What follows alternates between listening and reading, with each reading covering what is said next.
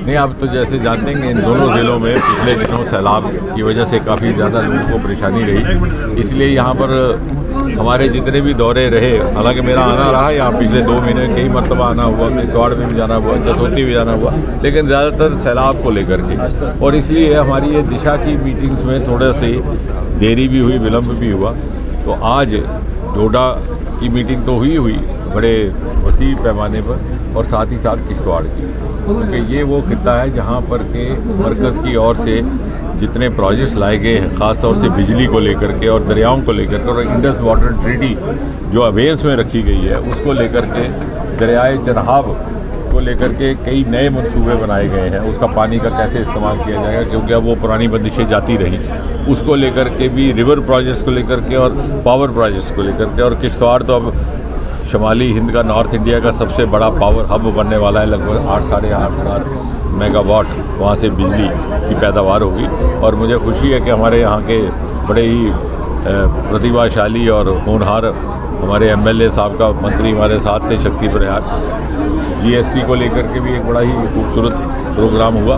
और आने वाले वक्त में, चूँकि डोडा में बहुत सारे रुके हुए काम थे जो मोदी जी के आने के बाद हुए, सन 2014 के बाद, मिसाल के तौर पर छोटा सा काम था गणपत का पुल, इसके बारे में लतीफ़ा मशहूर था कि इसके 2 सितंबर का मिलन कब होगा, वो भी मोदी जी के आने के बाद हुआ।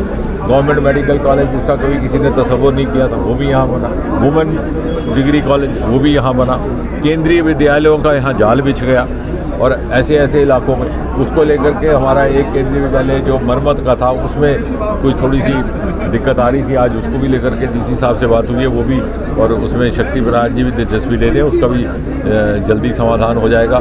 जो हमारा ऑल्टरनेट हाईवे होगा 244 जो खिलैनी से गोवा की तरफ जाएगा, उसका काम ज़ेर तामीर है। वो बार बार किसी ने कहा साहब सुद्धमा देव का टेंडर रुक गया, ऐसा नहीं है, वहाँ काम जारी है, उसका टेंडर दोबारा किया जाना है, इतना ही बात हुई है।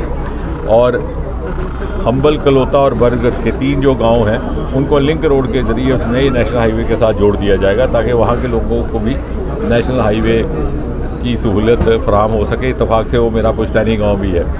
इस तरफ से हमारा छतरगला का टनल, जिसकी मांग पिछले 20 साल से चल रही थी, आखिरकार वो मंजूर हुआ है। उसको लेकर के ऑल वेदर कनेक्टिविटी भी रहेगी, रेवेन्यू भी जनरेट होगा, तजारत को भी फ़ायदा हो रहेगा, तालिब इल्मों को भी।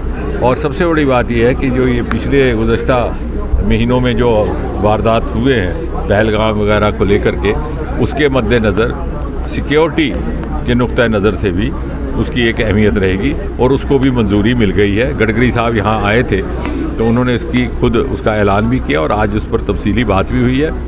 और मोदी जी के आने के बाद जो हमारे काम थे उनकी भरपाई करने का जो एक सिलसिला शुरू हुआ है पिछले 11-12 सालों में, वो मुसलसल जारी है। सर, में जो मकान बहुत सारे यहाँ पे, हाँ, वो सारे के सारे मकानों का एस्टीमेट बनाया जा रहा है। मैं पहले भी, पिछली बार भी जब मैं किश्तवाड़ आया था, भी पिछले महीने पहले जसोती के बाद, तब भी मैंने ये कहा, यहाँ भी उसका एस्टीमेट DC साहब दे रहे हैं। सारे के सारे मकान दोबारा तामीर किए जाएंगे। जहाँ ज़मीन उसके साथ बह गई है वहाँ ज़मीन भी मुहैया करवाई जाएगी, लेकिन उसमें आपका ये ताबन रहेगा कि कई बार क्या होता है कि जब वो ज़मीन वल्नरेबल बन चुकी होती है, दोबारा लैंडस्लाइड होने का अंदेशा रहता है, तो वहाँ के जो मकीम लोग होते हैं वो दूसरी मकाम पर जाने में थोड़ा सा परहेज़ करते हैं, थोड़ा सा हिचकिचाहट करते हैं। तो उसमें आपका ताबन रहे उनको समझाने।